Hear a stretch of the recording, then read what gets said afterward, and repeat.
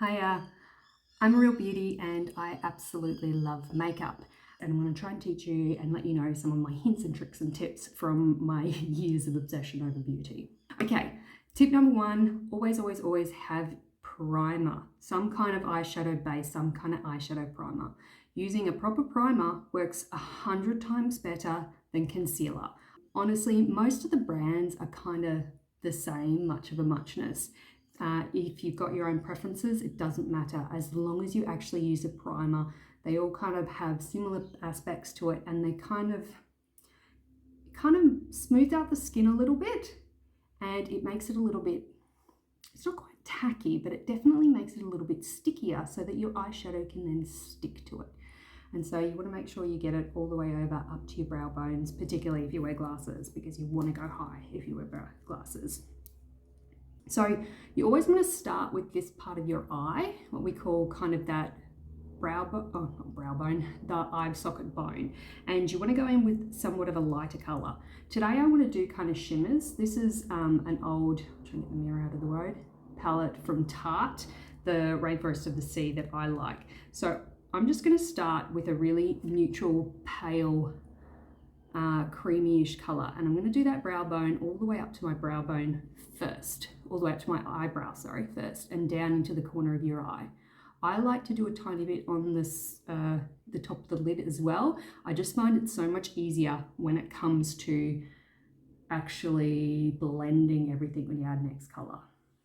Again, I always work one eye to the other because particularly if you're trying to do things in a hurry, you actually don't want to have to put down and pick up every single brush 753 times. So if you're working one eye to the other, you're only picking up this brush maybe 2 or 3 times, and you can kind of even things up and as you go. Depending on how the shape of your eyes is, depending on where your eyebrow ends as well, you can choose to do your eyeshadow out on a line like this, or you might want to actually, if you've got very narrow eyes, you actually might want to go all the way out sideways and make almost a straight line. You can go all the way up onto this little hollow here, particularly if you're going to an 80s party, done that. Or if you just feel like going crazy, you really can. And this is why I do eyes first as well, because if you decide you're going to go, right, I'm going to go down lower and out today, and I'm going to actually put some all the way out here. And then when you start and you get towards the end of your eyes, you go, yeah, that looks dumb. I don't like that. I don't like that at all. Then you get your foundation and you go, whoosh, gone. So much easier. As long as you haven't used a whole heap of glitter. But again, even if you are using a whole heap of glitter, if you do your foundation second, you can then clean it away and wipe it all away. So I'm putting that brush down and I'm going to pick up another fluffy-ish brush and I'm going to take a darker color and I'm going to aim for this kind of corner. So we're going to create a V across the side of your corner and go up and around just underneath that brow bone with kind of a medium-ish color. We don't want to go straight into the dark, particularly if you are not super confident with mixing colors. If you pick number one, pick up an eyeshadow palette, because most of them will go together anyway. And then you just pick 3 that are similar colors. You want a light one, a medium, and a dark one. And you can actually blend really easily. And you can then make what looks like an awesome look with only 3 colors and 3 brushes. I'm using 4 because I really want to add glitter. And I want to make that bit of a dramatic cut crease, but in a cheat, quick way. Okay, so I'm blending this medium color. And again, while I am sticking to that eye socket bone there, I am also still making sure I go quite high. I'm not sure if you can see the bristles. The bristles are heading all the way up close to this edge line. But this is basically creating our blend line, which will be between the lightest color and the darkest color. We want to blend. The more you blend, the better you do as well. And you only need a tiny bit of product on your brush. Depending on the type of product as well, it's a really good idea to always tap your brush. Right, now that we've got this nice blend line between our lighter color, our mediums color, now we're going to go in with a darker color. Dark in particular is the ones you want to tap. I'm just trying to do them on a towel so that I don't make too much noise for the video. Okay, let's try and get in here. And again, we're going in this socket and we're going along the edge of our lid. And we want to just kind of work our way up and around. And it's better to have a little tiny bit of eyeshadow and work your way around and get it to blend in together than it is to get a whole heap of product on your brush, forget to tap it, and then wind up with a big brown splodge somewhere that you've got to try and blend out. The even it is in your placement to begin with, the easier it is to blend. And so again, I can try and decide, do I want it to go all the way out in a line and make a bigger line out to the side today? I think I do. And then I can try and blend this in. Now don't worry about how uneven it is in here, because we're going to do the cheek cut crease in all of like 20 seconds. That'll even it all up. Okay, so I've got my nice kind of triangle there. Let's go to the other side and try and get it to match up.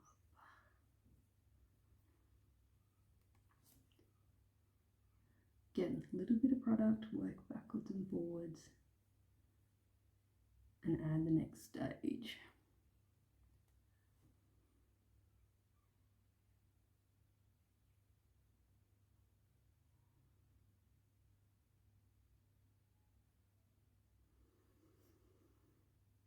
Sometimes it's easier to do this actually with your eyes open as well. Like you need to make sure you go between eyes open, eyes closed. Stretch the face out, as my mum always taught me. And then look down, look up, look down, look up. I'm looking in my mirror directly in front of me so that I can see what it looks like from a distance as well. Because of course that distance, when you've got a mirror that reflects it, that distance actually kind of shows you how far another person is seeing it away. Distance is added with a mirror. Okay, now I do have a bit of a brown splodge off to the side, but I'm going to fix that up with concealer later. Now I need to try and even out this triangle off to the side. This one comes out further than this one does. And that's why I kind of keep going backwards and forwards as well, because the light placement as well. Where is my light? Is it just a shadow that I can see on this side? Or have I not been even? How far out do I need to do it to make it even? You've also got to remember your eyes are both different. The shapes of your eyelids, the shapes of your eye sockets are different. So I actually end up having to use a tiny bit more of the darker product to make them look even, because of the natural shadow from the different placement of my eyebrow sockets. And it's only the fact that I'm a perfectionist and love makeup and have tried this for years trying to get it even that I finally realized it's not possible to make it identically even, because my eyes are not identical. Glasses check. Will we be able to see this under my glasses, or do I actually want to make it a little bit higher? So can you see it through my glasses? That is the question. And you can only just see it, but that's good. Okay, now I'm going to get what was my first brush with that lighter color. You don't really need to put any more on the end, but we can use this one to kind of blend out the edges and blend all the colors in together. If you need to, you can rub it on your hand in between eyes. If you happen to have an eyeshadow that the darker one has created a whole heap of little particle fall, then definitely do this. If you've got a clean extra brush, if you have another brush, you can just use that other brush. Let's see how we've kind of blended away that brown line. Now, here is the way you do your cut crease. Cotton tip, micellar water. Easiest thing in the world. Now you want to be really careful. Sometimes it's good to use a hand mirror to do this one. And you want to get from that inner corner to the middle here. And then we're going to take out a V kind of shape over to that side so that we leave that nice brown that's there. We can always add a tiny bit more brown if we need to, but we want to leave our good work there. We just want to neaten up that little bit of a shape so that we can put in some glitter and make it really pop. So we're just neatening it up, the tongue twister.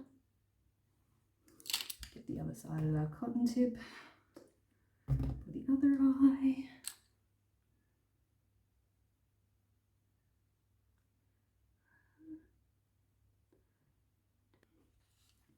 Let it dry a little bit. I got this awesome little hand fan for like $10.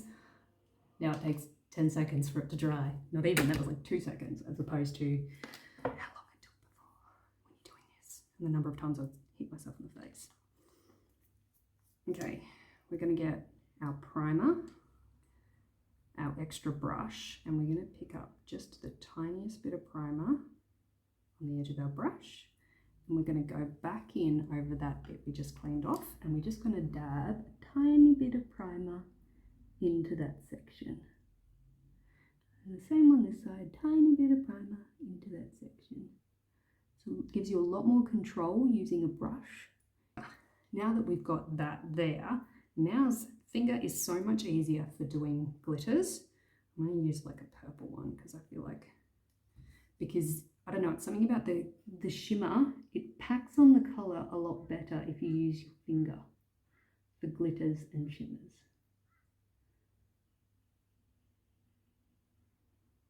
When you use the brush, see how you can only get a little bit on the brush versus my finger, one swipe, I can get a whole heap. So the brush, you've kind of got to swipe it and swipe it and swipe it. This is one instance where we actually want a lot of product on the brush. And again, we want to pull our eye out to the side, follow our cut crease and dab it in there. But can you see the difference of the amount of product that got packed on using a finger compared to a brush? Now, while I didn't get the shape very well, and we'll have to fix it, definitely got a hell of a lot more colour on and a lot more glitter on by using our finger. So what you can do is you use the brush to do the shape in the corner, and then you use your finger to do the bit in the middle and pack it on, which I need to do on this one a couple more times. Where is it really uneven? Okay, in here I need to try and get that there. And now is when, again, we want another cotton tip. This time we're just going to use it dry, and we're going to just try and take off a tiny bit of that excess shimmer because I've got a little bit too much on that one. And if you go over it a couple of times, it just comes off. Not a lot of it will come off, but just enough to even it out a bit. We go back to our first brush, and again, you can kind of, I like to blur the edges and just kind of blend it in, but that's me. Some people like that harsh line. But look at that. Even with a little bit of a stuff up, I still managed to do what is a serviceable cut crease in like a minute. End up with my glasses. Again, let's do a double check. Can I see the colour through the glasses? Do I need to go higher with the colour? No, I don't think I do. I think that is perfect. Now, I'm going to leave this video here for a moment, and then movie magic, I'm going to come back with my foundation, my concealer, my cheeks and that done, and then I'll finish off my eyes and my brows. Hello, welcome back. Through the power of movie magic, I have foundation and concealer, some blush and some shimmer and bronzer on. And now we're going to finish off our eyes. We're going to do eyeliner, mascara and brows. And the reason why I do everything else first is because if that is set and set with powder on your face, any mistakes, so much easier to clean up. I've also managed to clean up the shape of my eyes and make sure the shape of my eyeshadow is even on both sides. And I can basically use that as a guide with my eyeliner pen to make my eyeliner straight.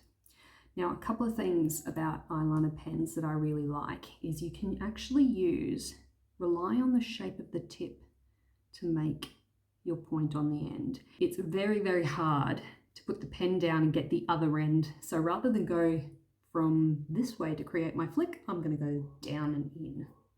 The other thing to be really careful of, and it depends on your brand, is the drying time. Look at this. This is still wet, which was the first one I put on. I think that one was the first one I put on. Still wet. So you need to either wait, get a fan on it. If we put a fan on it for 2 seconds, let's try the last one. Nothing. The other final thing we need to think about is our wrinkles. And I know it makes it easier, but if you stretch your skin out so that you don't have the wrinkles and you can get a straight line that way, as soon as you put the wrinkles back, your straight line is now stuffed. So you're actually better trying to work with your wrinkles, work with any kind of creases in your eyes, and use those to help guide and make a straight line. I find it easier to do my right eye than my left usually, because I'm right-handed, I guess. That's my only theory. I don't know why. So I've kind of I'm gonna look down, and I'm gonna go between closing my eye and opening it. I'm gonna place my pen at the outer edge of where my eyeshadow is. I'm gonna just gently drag the line in, and I did it with my eye open. If I stretch my eye out, you can see that does not look like a straight line. But with my eye open, it's much straighter. Now I'm going to get in close and try and get this line all the way down to the edge of my eye. I'm going to close it to do that little bit in the middle. And even though it is a bit janky, it doesn't matter because the jankiness is hidden by my wrinkles. Now I'm going to grab my fan. I'm going to keep my eye closed. Find a finger with the least ice. So there's one spot of black on that one from earlier. I'm just going to put my finger on top and test that it is actually dry, and it is before I open my eye. Because so many times, I've gotten it wrong just at that last second because I haven't waited for it to dry properly. Ugh. We've all been there. Now it is easier to hold it taut to do the line across. I'm going to do the line all the way across into the center. Okay, let's do this other eye. Again, I find this one so much easier. Except I might do this one in this mirror. The angle can be challenging though. So I'm going to draw it in with my eye open. And I'm going to close my eye and join it up. Dry. Oh, let me just.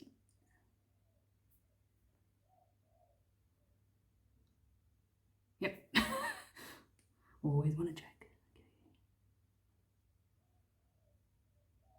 There we go. Lovely. Just in case, give it a 2-second ban. Okay, where is my mascara? Here we go.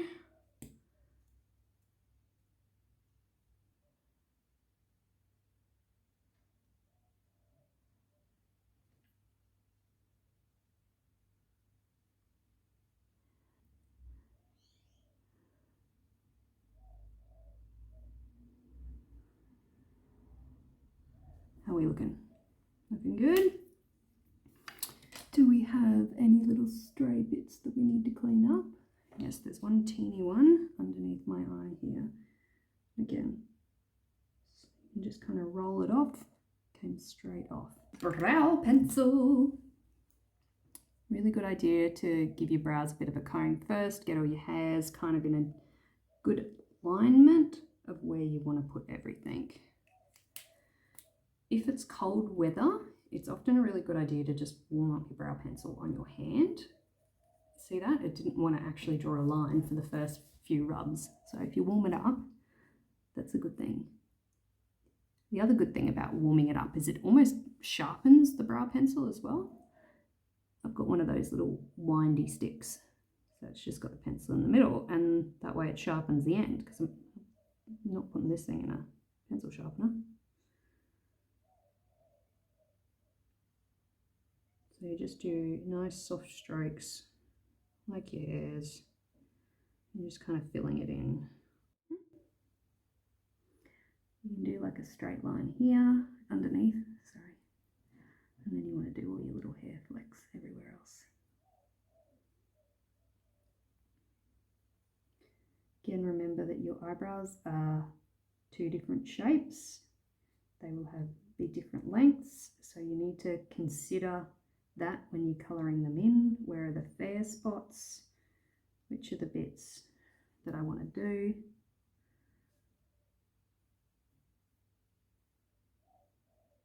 And then I like to go back in and kind of compare. Like I get this, got to do this little dot in here because it does, there are no hairs in that little spot in that section, so I have to kind of create it. And I need to look at the mirror this way again and go, do they end at the same spot?